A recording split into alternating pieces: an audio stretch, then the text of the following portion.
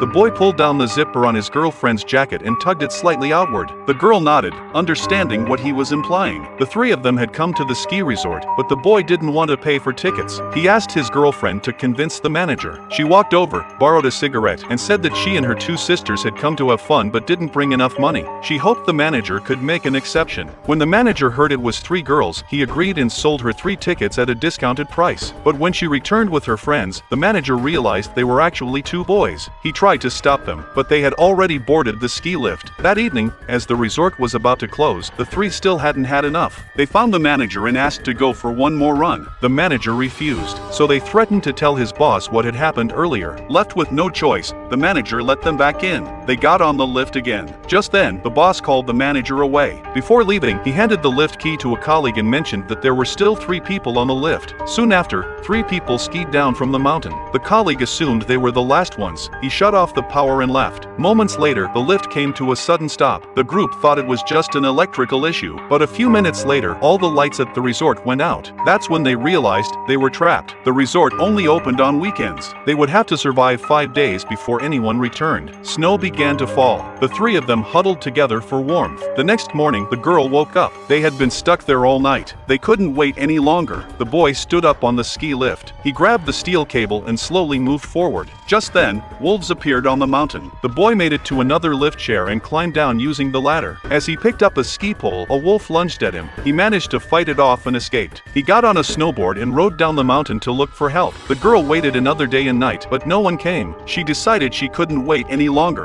Carefully, she climbed out of the chair, trying to get closer to the ground. Suddenly, a bolt came loose. She fell, clinging to the chair, which now dangled just a short distance above the snow. She jumped. The cable snapped, the chair fell and crushed her leg. She didn't stop. Despite the pain, she began crawling down the mountain. That's when she saw the boy's body. He hadn't made it. He had been killed by the wolves. One of them was still nearby, staring at her. But then the wolves turned and left. Maybe they were full. The girl kept crawling. Eventually, she reached the road. A car drove by. She was rescued.